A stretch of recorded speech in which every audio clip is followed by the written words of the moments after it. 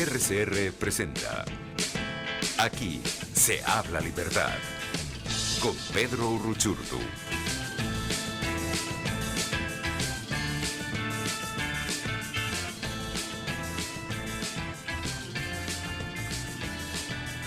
Muy buenos días amigos, bienvenidos a otro Aquí se habla libertad, un programa de Pedro Uruchurtu que el día de hoy tengo el honor de conducir. Hoy es 3 de febrero del 2022. Antes de comenzar, vamos con los créditos. En la dirección general de la estación, Jaime Nextares; en la gerencia de producción, Willitzar Calla; en la producción, Catherine Manzano; en los controles, José Gregorio González. Recuerden seguirnos en todas nuestras redes sociales como @RCR750 y en mis redes personales como wperdomo D. El día de hoy tenemos un programa yo creo que muy importante en el que vamos a estar evaluando las consecuencias que ha tenido, por ejemplo, el Foro de Sao Paulo en la región, cuál es el panorama político para Latinoamérica en este año 2022. Para ello vamos a estar conversando con varias personas, varios analistas como Miguel Velarde, como Perkins Rocha y como Emanuel Rincón. Para iniciar, vamos a tener entonces a Miguel Velarde. Miguel es economista y también es analista político y gran amigo de la casa. Bienvenido, Miguel. Hola, Williams. Es un placer estar contigo hoy en este programa que siempre es un honor acompañar. Qué bueno.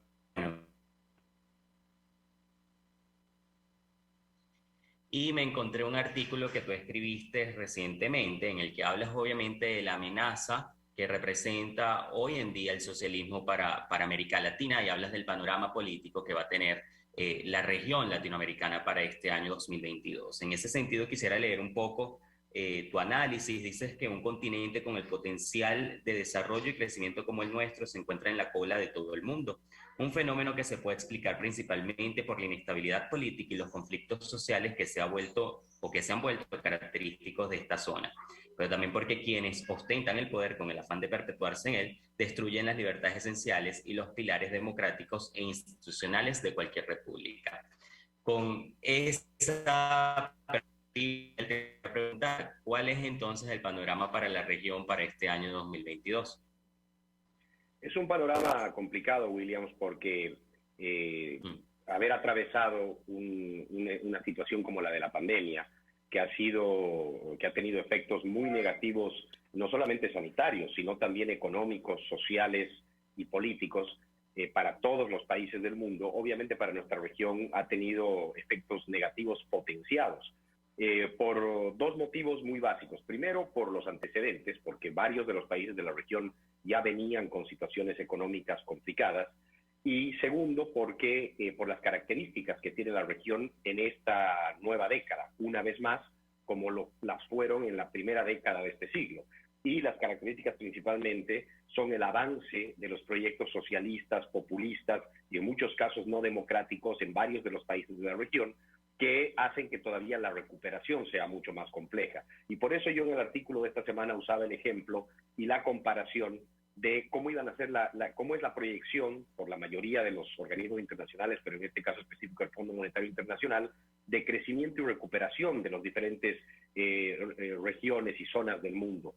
Y de todas las zonas del mundo, la de América Latina va a ser la que menor capacidad de recuperación va a tener, y no es precisamente por las características económicas ni de recursos, sino más bien la mayor incidencia tiene que ver con lo político. Y es que hoy en la mayoría de los países nuevamente tenemos gobiernos que no generan seguridad de ningún tipo, y menos la jurídica, y que tampoco generan incentivos para la inversión local, ni tampoco, y mucho menos, para la inversión internacional.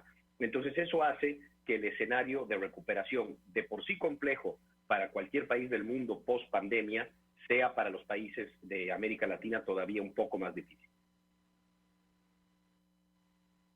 Ahora, justamente hablando de lo que fue la pandemia y los efectos económicos que tuvo en los países, tú también alertas de que ahora vamos a vivir lo que sería, ya pasó la pandemia y la crisis sanitaria, ¿no? Entonces ahora pudiéramos tener, como tú bien mencionas, una crisis económica en algunos países. En ese sentido se ha hablado de unas elecciones que vienen en algunos países de la región. Pero yo sí quisiera preguntarte, Miguel, porque es una duda constante que he tenido, y es si es posible que los países tengan una recuperación económica sin tener un sistema político que permita las libertades justamente económicas, o el sistema político siempre va, digamos, de la mano con lo que sería el crecimiento económico de los países. Es muy importante y muy interesante tu pregunta, Williams, porque puede haber confusión al respecto. Y te voy a dar el ejemplo concreto y más reciente de dónde surge la confusión en nuestros países. Y estoy hablando de una confusión incluso muchas veces mayoritaria en los ciudadanos, que es el motivo por el que vuelven a elegir modelos que no son modelos políticos exitosos ni viables para un desarrollo económico. Y la confusión nace de que el populismo ha tenido suerte en nuestros países, porque cuando ha llegado al poder en la primera década de este siglo, cuando ha sido la primera ola de llegada al poder de varios dirigentes del Grupo de Sao Paulo, se han encontrado por casualidad con la ola también de recuperación económica, de precios altos de materias primas, del petróleo, del gas, y eso ha hecho que el populismo con plata parezca exitoso, porque lo que hacen es repartir y dilapidar esos recursos. Las consecuencias las hemos visto en los últimos 10 años, que han sido graves crisis económicas en los países, que por esas malas suertes también de quienes representamos ideas diferentes, nos toca gerenciar.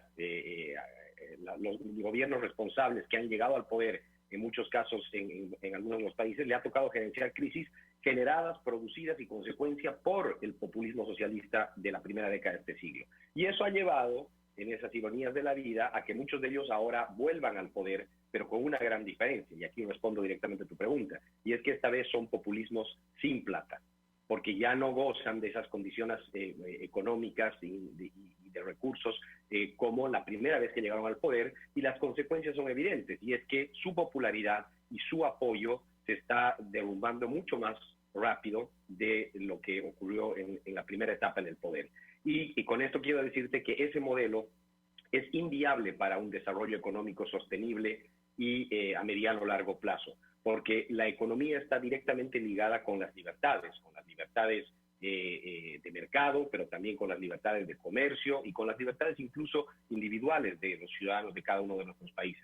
Entonces, la única manera en que nuestros países puedan comenzar definitivamente el sendero de la recuperación y la consolidación económica es que confluyan tanto un proceso de libertades económicas con un proceso de libertades políticas, de libertades individuales, y que marquen un rumbo diferente al que lamentablemente muchos de nuestros países tienen desde hace ya muchos años. Claro, pero además, Miguel, tú en tu artículo señalas que además de esa crisis económica que vamos a enfrentar, también vamos a vivir una crisis política. Y hablas de lo que acabas de mencionar, que es el Foro de Sao Paulo. En ese sentido, yo quisiera preguntarte, porque mucho se ha hablado de este foro y mucho se ha subestimado lo que ha sido el Foro de Sao Paulo. Yo quisiera que expliquemos un poco de qué va el Foro de Sao Paulo, porque muchas personas piensan que es algo que, digamos, que no tiene o que no representa una amenaza para la democracia y, como tú bien mencionas, para la república de nuestros países. En ese sentido, ¿cuál es la amenaza que representa el Foro de Sao Paulo? Y también, ¿qué pueden hacer aquellos que defienden la libertad para detener este movimiento? Bueno, es a veces difícil resumir en pocas palabras, pero haciendo un intento, el Foro de Sao Paulo es el gran proyecto de la izquierda populista y no democrática de la región, que nace a principios de la década de los 90 justamente en Brasil, pero liderada por el régimen cubano, y tiene como objetivo llegar al poder, muchas veces incluso por las vías democráticas en nuestros países, para desde el poder desmontar las instituciones y los pilares democráticos de nuestras repúblicas para eternizarse en él.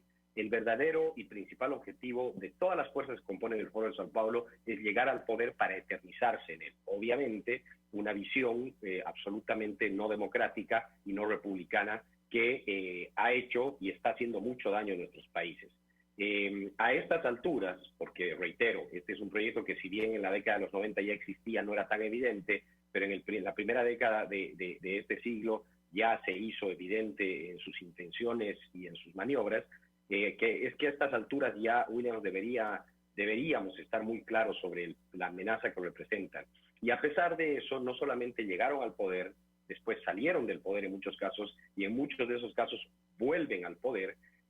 Ahora nos encontramos con países como Argentina, como Bolivia, como el mismo Chile, y Perú también, donde estos aliados de este grupo están en el poder, y este año nos encontramos ante quizás la peor de todas las amenazas, que son Brasil y Colombia, donde con Lula en Brasil y con Petro en Colombia, el Foro de Sao Paulo amenaza también con acceder al poder nuevamente, retornando en el primer caso y accediendo por primera vez en el segundo, en el caso colombiano.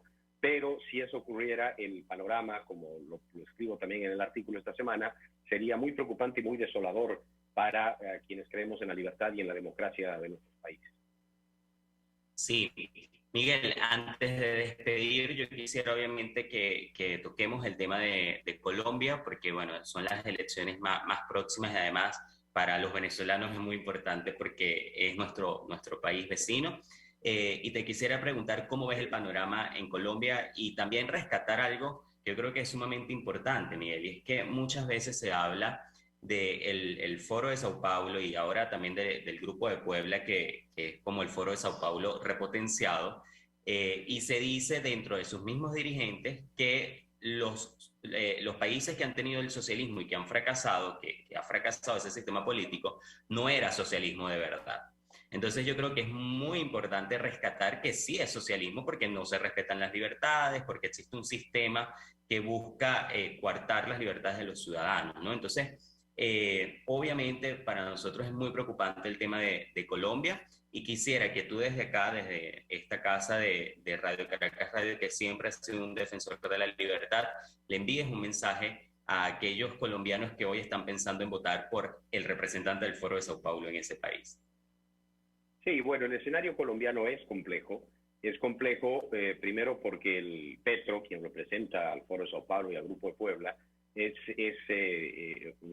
tiene una base de apoyo importante, es la mayor base de apoyo entre todos los candidatos que existen, y hay muchos candidatos que pueden ser menos malos que Petro, pero que dispersan el voto en Colombia. Es muy posible, y esto no sería del todo una mala noticia, que acercándonos a la elección se polaricen las posiciones y al final Petro consolide todo el apoyo de quienes apoyan más al populismo de izquierda y algún otro candidato, todavía falta ver quién, pueda consolidar el apoyo de las fuerzas democráticas.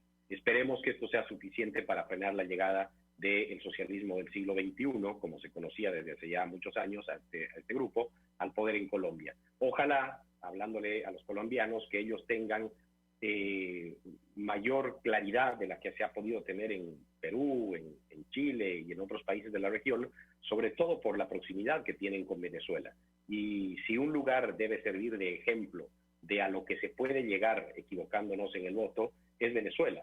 Y los colombianos yo creo que tienen esa gran ventaja, que es esa proximidad, y su ventaja es ver más de cerca la tragedia venezolana. Y quizás esto pueda ayudar y pueda servir para que sean más los colombianos que eviten tomar ese riesgo y que uno sabe cómo comienza, pero es imposible saber cómo puede terminar. Claro. Ahora, Miguel, ya para así despedirnos, quisiera que hablemos del panorama para las ideas de libertad. Ya hablamos de lo que pudiera ser el panorama político de la región, pero ¿qué pasa con aquellas personas que defienden las ideas de libertad? ¿Es posible que tengan un impulso y que se pueda entonces en la región latinoamericana existir, digamos, un movimiento que reivindique las ideas de la democracia, la república y las ideas liberales? Sí, no solamente es posible, yo lo veo absolutamente necesario. Y si bien hay cosas que son inaceptables y totalmente criticables de nuestros adversarios en ideas, en este caso, también hay que ver y copiar incluso las cosas que sí, hay que admitir, han hecho bien. Y en este caso, todas estas fuerzas de izquierda, populistas, socialistas, han sido muy eficientes en unirse entre ellas, superar incluso algunas diferencias que son absolutamente normales, pero coordinar esfuerzos, en el caso de ellos, con malos objetivos, pero en el caso de las ideas de la libertad, son con los objetivos más nobles, que tenemos la obligación de sumar esfuerzos, de coordinarlos, porque va a ser imposible prevalecer en nuestras ideas a nivel regional, a nivel continental, si es que nosotros damos la lucha local en cada uno de nuestros casos, cuando estamos enfrentando a un grupo que da su lucha a nivel continental. Entonces, eso yo creo que tiene que ser el mayor incentivo para que nosotros hagamos el mayor esfuerzo para unir, para coordinar y para fortalecer nuestras luchas y lograr así, ojalá, nuestros objetivos lo más pronto posible. Claro, y también yo creo que es necesario rescatar que estos sistemas no solamente se quedan en los países a los que llegan, ¿no? Y lo vemos en países como Venezuela, en donde el sistema político y la agenda no se quedó solamente en Venezuela, sino que obviamente se expandió hacia la región. Entonces yo creo que es necesario lo que tú dices, ¿no? Recordar que ellos trabajan como una fuerza regional y no es algo individual de cada país, y que pues del otro lado de las ideas de libertad debería existir también un movimiento que impulse las ideas de libertad en toda la región. Mil gracias por acompañarnos, Miguel, el día de hoy. Para mí ha sido nuevamente un placer conversar contigo. Un gran gusto, William. Muchas gracias por la oportunidad siempre y nos mantenemos en conversación. Claro que sí. Amigos, era Miguel Velarde, economista y analista político. En estos momentos vamos a continuar con la siguiente entrevista. Vamos a seguir con Emanuel Rincón. Emanuel es periodista, escritor y editor at large de El American. Con Emanuel vamos a estar conversando no solamente las consecuencias del socialismo para la región y para Estados Unidos, sino también, antes de entrar en ese tema, quería hablar con él sobre lo que ha ocurrido con los venezolanos que fueron deportados por la administración de Joe Biden. Y es que el presidente Joe Biden está deportando silenciosamente a migrantes venezolanos hacia Colombia. Así lo confirmó la portavoz de la administración demócrata, Jen Psaki, durante la habitual rueda de prensa.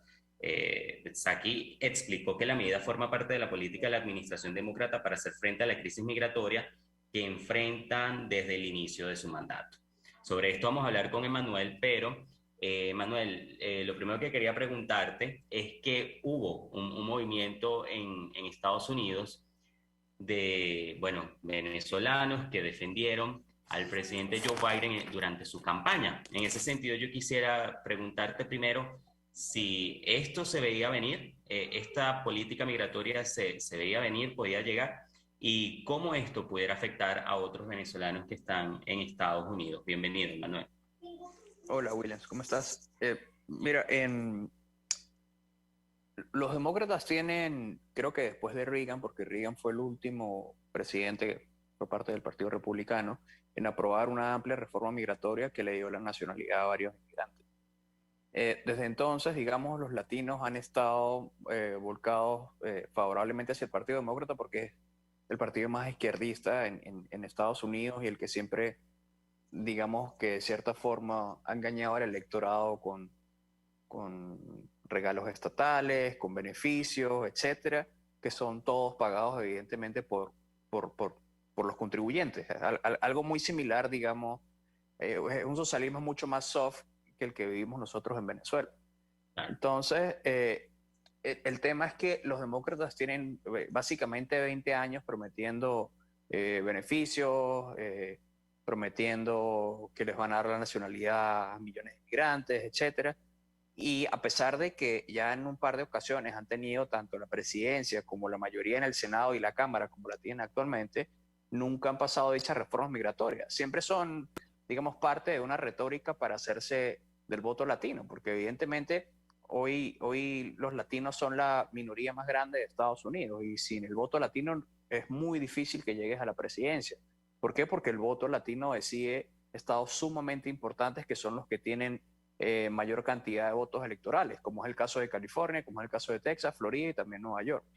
Entonces, digamos, el voto latino es incluso mucho más importante que el voto afroamericano, que es, últimamente los demócratas se han volcado mucho en él, pero entonces los demócratas siempre han, digamos, tenido ese populismo hacia la comunidad latina. Y predominantemente, la mayoría de la comunidad latina, creo que casi que el 60% de la comunidad latina son mexicanos. Es decir, hablamos de una comunidad hispana, una comunidad latina, pero en realidad la mayoría son mexicanos. Y pues lamentablemente también hubo, digamos, un discurso un poco tonto de parte de Trump durante su campaña presidencial pasada y en parte de su presidencia hacia los mexicanos. Y digamos que los mexicanos están totalmente volcados hacia el Partido Demócrata. Ahora, claro, todo esto es un tema 100% político, pero pareciera que ya, digamos, la comunidad latina se está desligando del Partido Demócrata, no solo por sus falsas campañas en temas migratorios, que eso es ya algo más evidente y que tiene 2 décadas sucediendo, sino porque realmente el Partido Demócrata ha perdido su centro. Es decir, ellos solían ser un partido un poco más conservador que el Partido Republicano, pero seguía siendo un partido que apoyaba, digamos, el capitalismo, la libertad de mercado, todas estas cosas, pero realmente durante la última década se han radicalizado a la izquierda de una forma absurda y que quizás nadie se hubiese imaginado.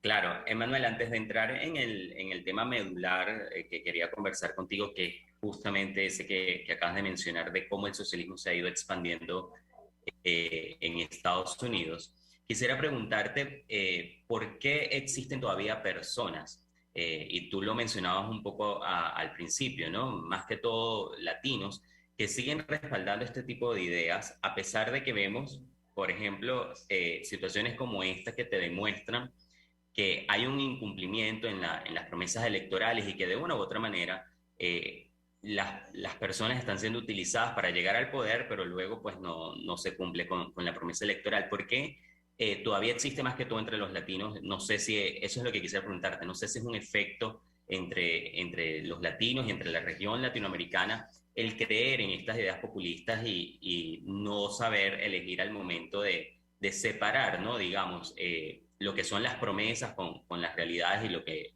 con lo que es la agenda verdaderamente de los políticos, ¿no? ¿Tú crees que es un fenómeno? ¿Cómo lo ves tú desde ese punto de vista?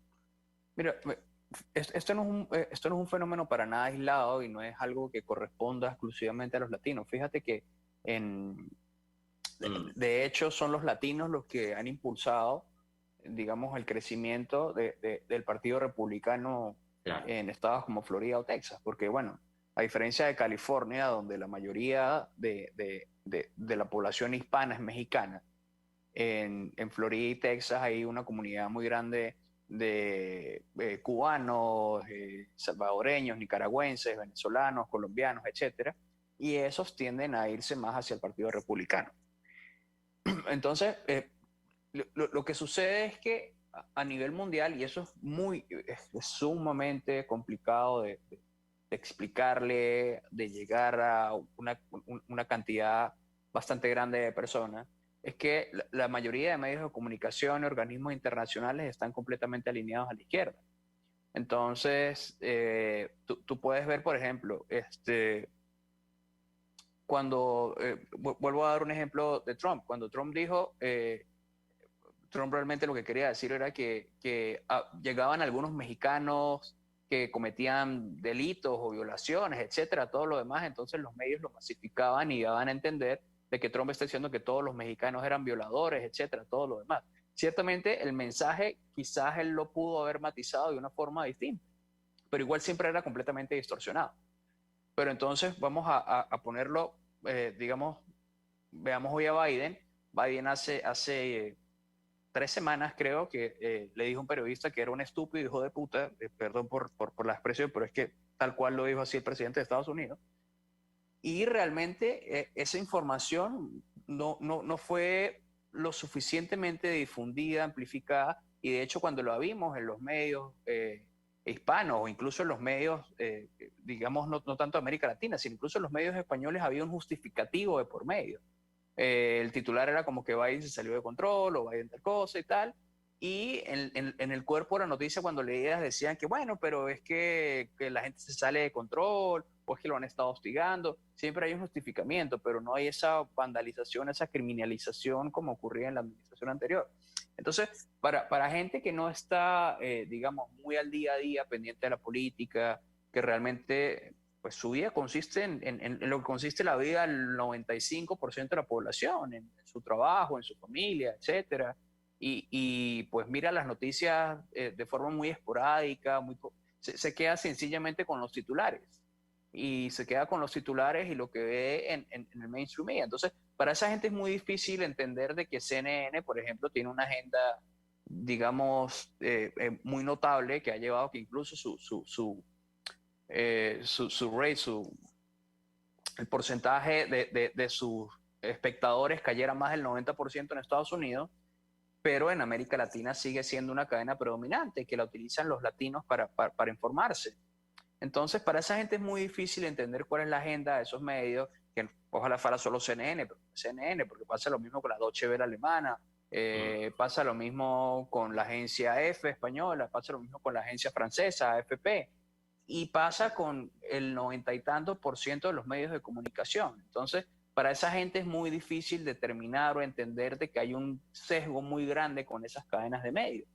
Y pues realmente, insisto, ellos se van a quedar es con los titulares. Y teniendo ellos el 90% de los medios y además los organismos internacionales, pues es sumamente difícil explicarle a estas personas qué hay detrás de todo esto.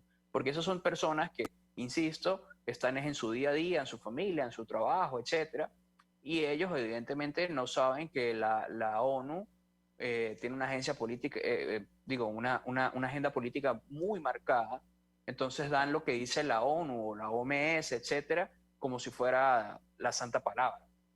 Y pues Ahora, ahí está la gran dificultad de todo eso. claro. Ahora, Emanuel, estaba hablando ahorita, no sé si escuchaste parte de la entrevista que tenía con Miguel Velarde, estábamos hablando del avance de la izquierda en la región. Antes de ir al corte, y luego continuamos, pero antes de ir al corte quisiera preguntarte, en Estados Unidos ha habido una de las inflaciones más grandes en la historia desde los años 80. Ha avanzado lo que sería esta agenda un poco de izquierda y, digamos, los americanos han expresado en diversas encuestas que no están muy de acuerdo con la dirección política que está teniendo el país. En ese sentido, antes de irnos al corte, quisiera preguntarte si consideras que este gobierno demócrata, ¿cómo lo evaluarías? Y si sientes que de una u otra manera la agenda izquierdista ha tenido un avance entre la sociedad americana. Mira, yo creo que quizás el gobierno de Biden probablemente va a ser recordado en la historia como uno de los peores gobiernos que ha tenido Estados Unidos. Creo que hay como una percepción común de que el gobierno de Jimmy Carter es quizás de los peores gobiernos que ha tenido Estados Unidos en los últimos, no sé, 80 años, pero creo que quizás el de Biden podría vencerlo. Y es que en verdad, desde que lo eligieron, no había forma de que esto saliera bien. O sea, eh, yo a veces ni siquiera me gusta criticar mucho a Biden porque se nota que es una persona que está senil, que es una persona que evidentemente no está en sus cabales, que evidentemente está siendo manejado y que fue manipulado y puesto en ese puesto que realmente no puede ocupar porque evidentemente no tiene la cabeza para ello. Y lo difícil es determinar quién es el cerebro que está tomando las decisiones detrás de Biden. Evidentemente hay una infraestructura del Partido Demócrata, pero ¿quién es el que realmente está tomando las decisiones en la Casa Blanca? No sabemos si es Obama, si son los Clinton. ¿Cuál es realmente digamos, el consenso para tomar decisiones? Porque evidentemente Biden no está capacitado para tomar quizás ni la decisión de a qué horas desayuna y a qué horas almuerza. Entonces, realmente es una situación muy difícil. Digamos, los americanos salieron en masa, bueno, Trump hizo denuncias de que hubo un fraude, realmente fue una situación bastante particular y bastante extraña, pero según todo esto, Biden fue el presidente más votado en la historia de Estados Unidos, con más de 80 millones de votos, un récord que jamás se había alcanzado. pero es difícil tragarse de que un tipo como Biden, digamos, haya podido tener esa popularidad tan grande, teniendo como antecesor a Obama, que bueno, uno puede estar en desacuerdo con Obama en algunas o en muchas o en todas las cosas inclusive, pero no cabe duda que Obama era un tipo extremadamente simpático y un tipo muy hábil para hablar. O sea, Obama tenía un discurso fantástico que, insisto, yo no comparto ninguna idea política de Obama, pero era un tipo sumamente encantador y que tenía un discurso que podía convencer a cualquier persona. Entonces, Obama sacó en su reelección casi 20 millones de votos menos que Biden. Entonces, realmente, digamos, obviamente todo esto fue empujado por la satanización que hubo en los medios hacia la figura de Trump, etcétera, todo lo demás. Pero, insisto, jamás podía salir bien algo cuando estás eligiendo un presidente que no podía, que constantemente lo veías en sus entrevistas, que perdía la razón de ser, que se enredaba, que no tenía las palabras, que ni siquiera sabe dónde está parado. Es realmente bastante lamentable. Claro. Emanuel, tenemos que ir a un corte ahorita, pero luego vamos a continuar hablando contigo sobre, bueno, los retos que tienen ahora los defensores de la libertad, y quisiera también conversar contigo un poco sobre la situación de Venezuela, cuál sería tu panorama para este 2022. Lo conversamos luego de este corte. Ya venimos con más de Aquí se habla libertad. Usted escucha Aquí se habla libertad con Pedro Urruchurtu. Síganos en Twitter en @RCR750, la radio que se ve. Puedes seguirnos en nuestras redes sociales. En Twitter, @RCR750, la radio que se ve. Mis amigos, quiero hablarles de Dilab Biodiagnóstica, un nuevo laboratorio clínico con un concepto original. Además de estar dotado con los equipos de la más reciente tecnología y el personal de más alta calificación, Dilab Biodiagnóstica te ofrece ambiente y trato amables y los precios más económicos en todos tus exámenes de laboratorio. Pide tu cita en el 0212-945-5788. Dilab Biodiagnóstica. Precisión y confianza en laboratorio clínico. Pluralidad contigo, respeto contigo, responsabilidad contigo, libertad contigo. Estamos contigo y punto. De lunes a viernes a la 1 de la tarde. Contigo, solo por RCR 750 AM, porque lo bueno une. Informe RCR presenta titulares. Gobernador del estado Zulia, Manuel Rosales, hospitalizado tras dar positivo a COVID-19. Venezuela registró 1.530 nuevos contagios y 8 decesos por COVID-19. Embajador de Estados Unidos en Venezuela, James Story, exigió la liberación de Javier Tarazona y agregó que ser defensor de derechos humanos no es un delito. Más allá de nuestras fronteras, oposición de Perú presentará acusación constitucional para destituir al presidente Pedro Castillo. Una explosión de gran plataforma petrolera nigeriana, situada en el terminal petrolera de Upokitit, en el delta del Níger, dejó 10 desaparecidos y hasta ahora ninguna víctima mortal. Y en los deportes, el Valencia logró el pase a semifinales de la Copa del Rey al superar al Cádiz en Mestalla 2-1. Hasta aquí los titulares de esta hora, les informó Helen Machado. Sigan con la programación de su RCR.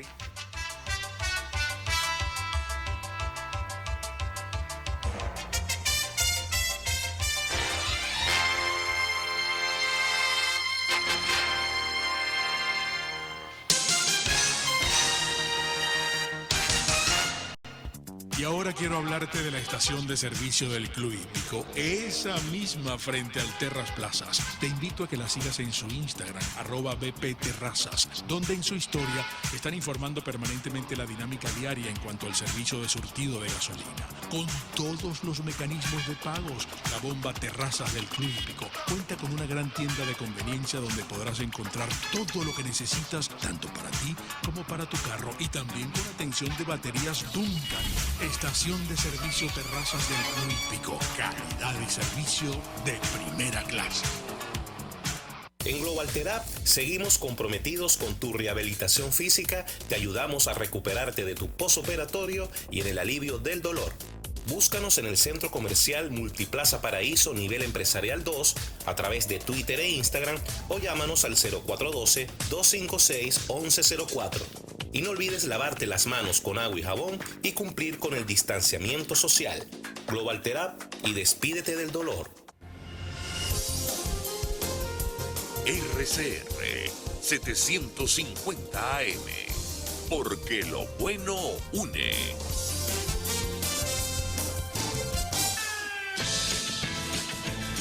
Les estamos presentando Aquí se habla libertad con Pedro Urruchurtu por rcr.tv, la radio que se ve. Bueno amigos, seguimos aquí en Aquí se habla libertad. Antes de continuar, quisiera hacer publicidad y es recordarles que llegamos a ustedes gracias a Habibis Cakes, donde compras amor en cada postre. Recuerda que puedes disfrutar de sus deliciosas pavlovas, pay de limón, los famosos brownies, las trufas, los tres leches y mucho más. En Habibis Cakes consigues el dulce perfecto para ti y los tuyos. Recuerda seguirlos en @HabibisCakes. Y bueno, les recuerdo que estoy conversando con Emanuel Rincón. Emanuel es escritor, periodista, analista político y editor at large de El American.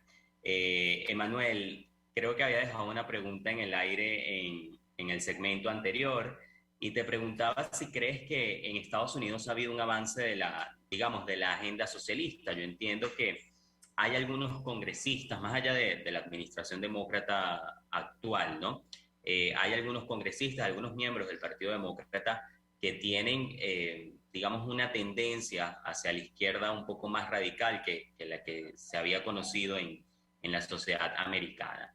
Quisiera saber si desde tu perspectiva ha habido un aumento de esta agenda en la sociedad americana y si crees que esto va a seguir avanzando.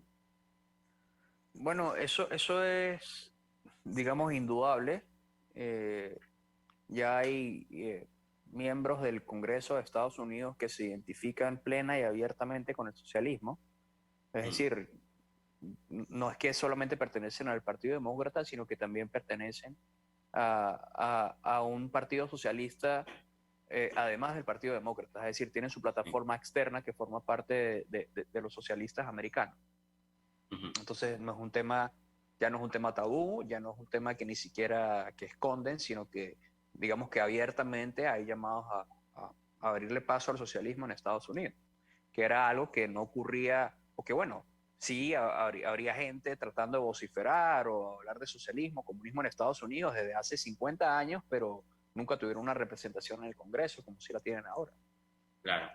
Ahora, Emanuel, ¿cuáles serían los riesgos de que esta agenda avance en lo que fue en algún momento el país más importante del mundo? Y bueno, yo considero que sigue siendo, ¿no? Uno de los países más importantes del mundo, pero Estados Unidos fue como una bandera de las ideas de libertad, de lo que era la república y de lo que era la democracia, ¿no? Entonces, para ti, ¿qué riesgos tendría que este tipo de agendas estén avanzando en un sistema que en algún momento se catalogó como la bandera de la libertad? Bueno, el problema fundamental de todo esto es que para nadie es un secreto que Estados Unidos tiene, el mayor, diría yo,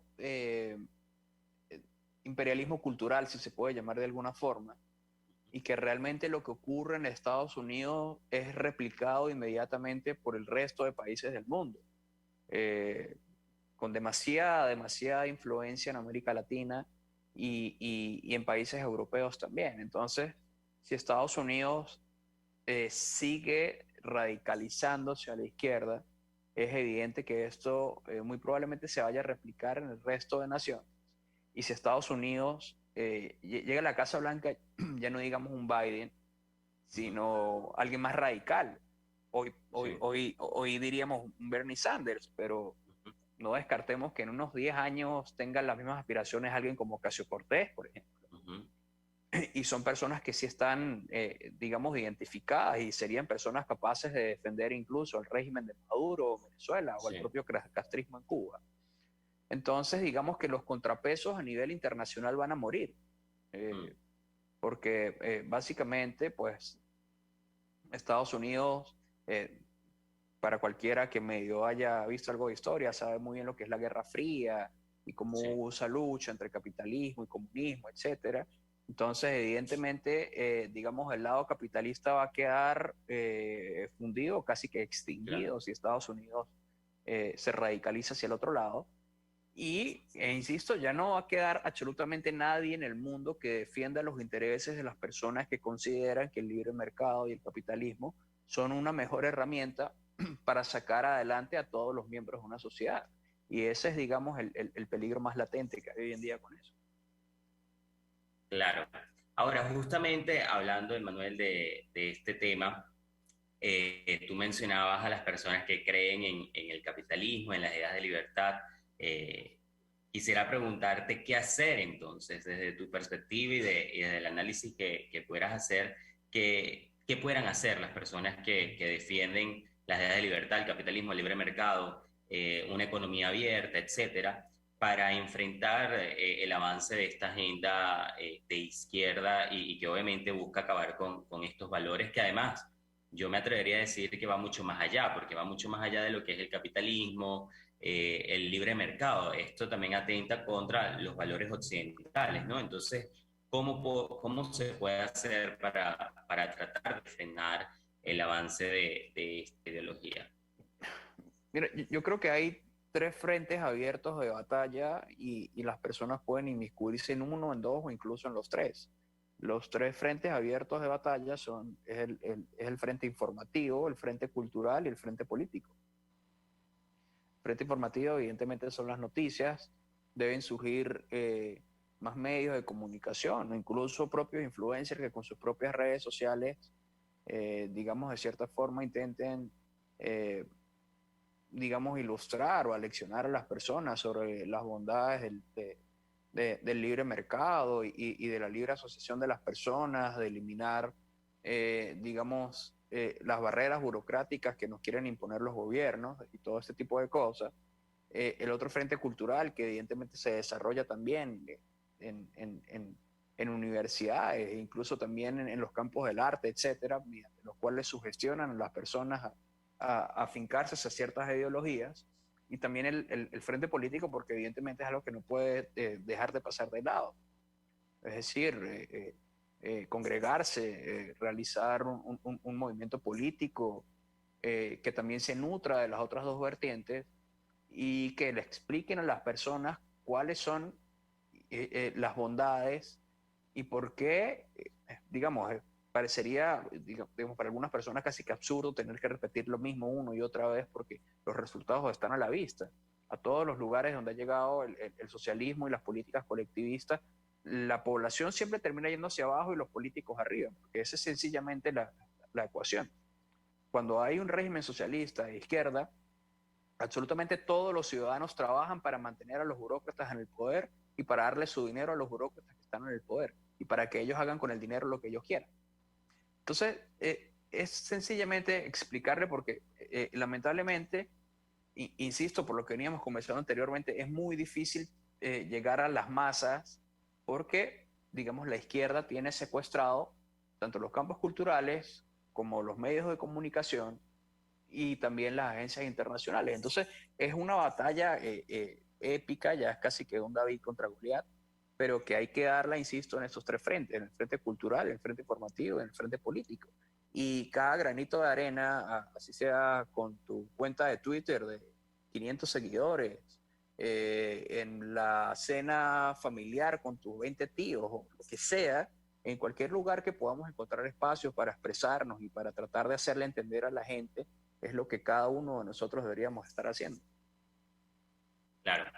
Ahora, Manuel, tú eres venezolano y sé que hablas o has hablado mucho sobre la crisis de Venezuela y cómo tú ves el sistema que está viviendo en estos momentos el país. No quisiera irme sin preguntarte cómo ves el panorama para el 2022 en Venezuela, cómo ves la situación política. Sé que también eres un poco crítico de algunas acciones que ha tomado la oposición venezolana. En ese sentido, pues me gustaría conocer tu opinión sobre cómo ves el 2022 para los venezolanos. A mí, Williams, la verdad, a estas alturas no me gusta mucho hablar de Venezuela porque soy extremadamente pesimista.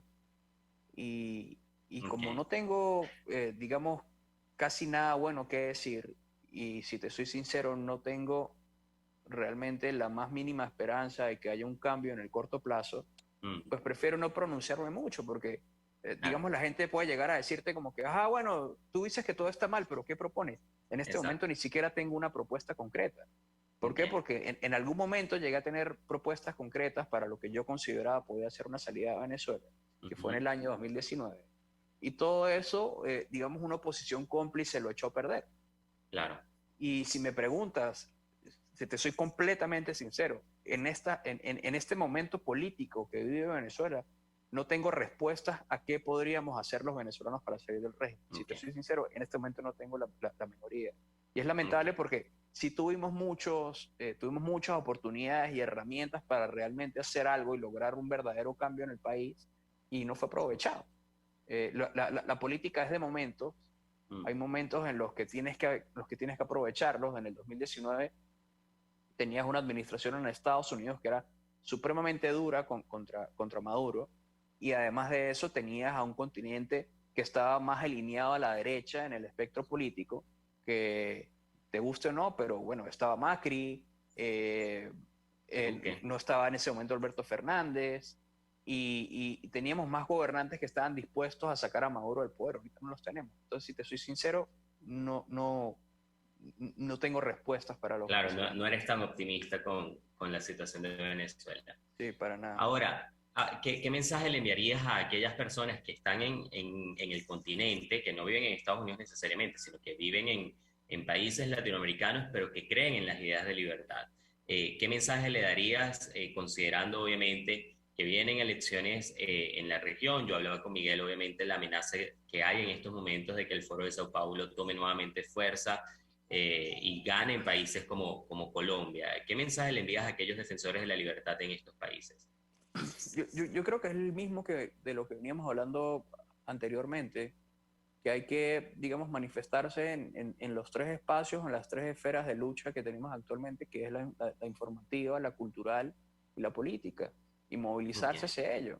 Además de, evidentemente, digamos, hacer sus vidas y predicar con su ejemplo.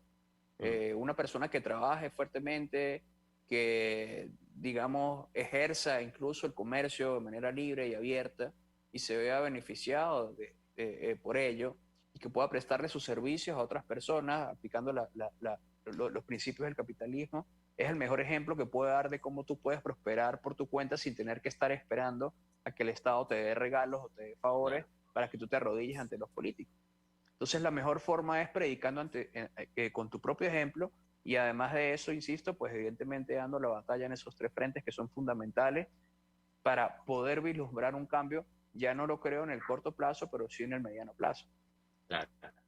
Ahora, Emanuel, ya para ir cerrando, tú estás dando obviamente también esta batalla, por llamarlo de alguna manera, y sé que vas a presentar un libro muy pronto. Sé que todavía no lo has hecho como oficial, pero no quería irme sin darte la oportunidad que desde acá pues nos hables un poco de lo que estás preparando, cuáles son tus proyectos.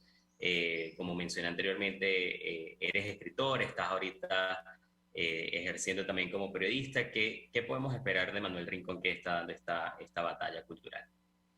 Mira, fíjate que yo empecé a escribir ya hace 15, 16 años. Yo he publicado más de 6 libros y tuve la oportunidad, todavía estando en Venezuela, de que me publicaran grandes sellos editoriales como Ediciones B o Editorial Planeta, etcétera.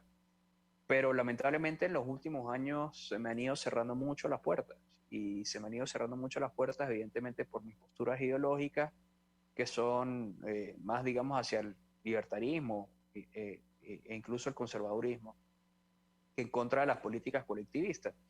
Y lamentablemente incluso a nivel mundial y muy exclusivamente en habla hispana, el campo cultural está completamente secuestrado por el progresismo.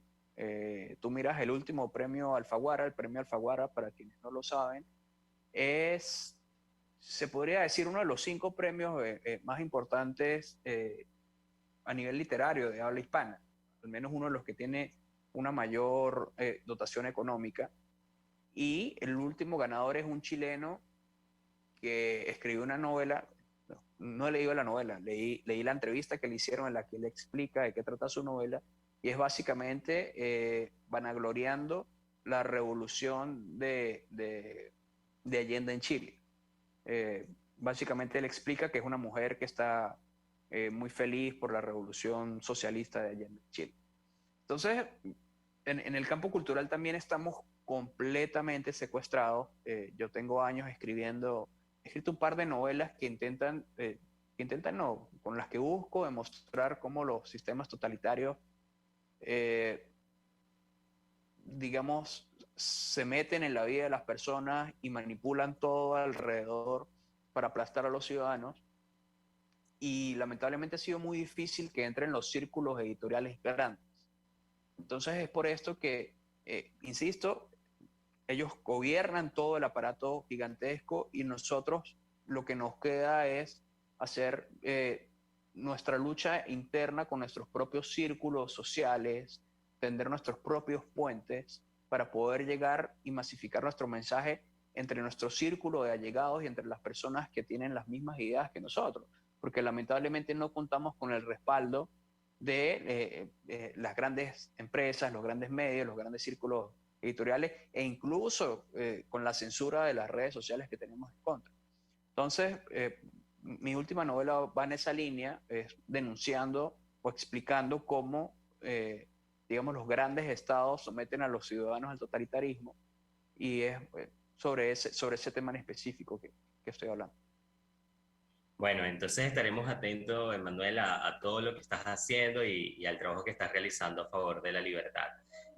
Para mí ha sido un placer tenerte el día de hoy, conversar sobre estos temas, y espero que se repita pues una entrevista similar, porque ha sido una muy buena tertulia. Gracias por acompañarnos. Gracias, William. Un abrazo. Igualmente. Bueno, amigos, así pues llegamos al final de Aquí se habla libertad, de este 3 de febrero del 2022. Para mí ha sido un placer conversar el día de hoy con ustedes. Le enviamos obviamente un saludo a Pedro Urruchurtu, que es el dueño, pues, por decirlo de alguna manera, de este espacio, y espero que podamos conversar en otro Aquí se habla libertad. Nos vemos muy pronto. Muchas gracias.